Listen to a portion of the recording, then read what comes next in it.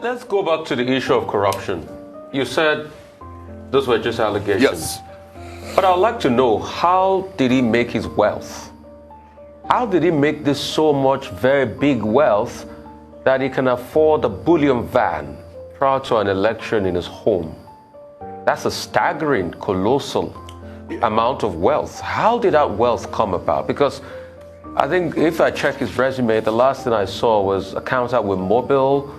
You know, what business does he do? He's been in government for a while. How did he make that wealth? That's one. Two, there's been discrepancies about his age. I ask you, how old is he? Well, let me tell you, you see, these two questions you've just posed, it's part of what I have answered earlier. I think at this point that we've gotten to, our emphasis should be on the pedigree of this candidate, what he has demonstrated that he has done, what he has achieved, how he has changed the revenue of Lagos State, how he has put a long-term plan to implement infrastructure.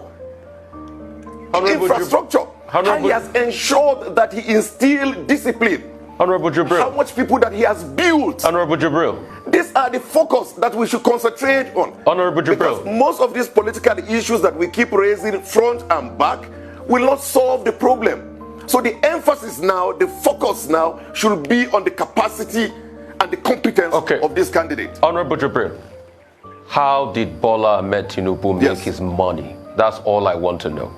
You can tell me what we can focus on. We'll talk about it in the manifesto.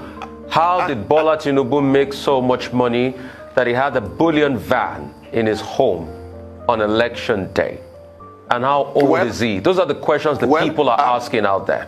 How old is he? How did he make the billions? I'm also putting it. I'm also now, you've asked your question clearly, and I will give you a simple and clear answer. And when you continue to repeat the question, you will get the same answer.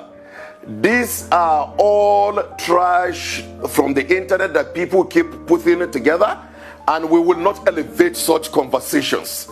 But when the campaign commences, we will bring out facts and figures and put before Nigerians. But we will not create a narrative for them. So for now, the emphasis is on the competence of the candidate, what he has achieved, the network he has built, the people he has invested in, and his plan for a better Nigeria. All right. Can I ask you this? How was this trash?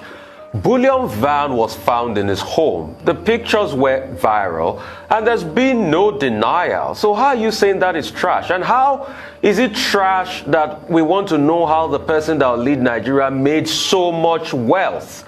You know, and also the declaration of being richer than Osun State. So that's not trash.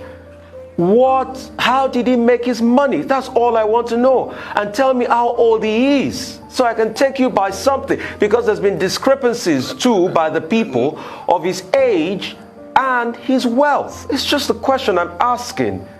Please. And the Rufai is just an answer that I'm giving you as well.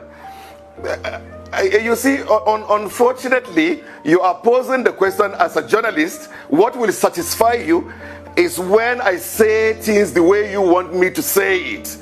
So you don't want to respect my own response. And I think it is unfair and probably very unprofessional. Because the response is simple. We've raised issues here about corruptions. I gave instance with even Ruben Abati himself. And I gave several instances of a lot of politicians in Nigeria where you will see stuff like this on the internet. And we said we are not going to elevate such conversation, and we will not. Okay, Honorable So if you put the question before me 100 times, I will not.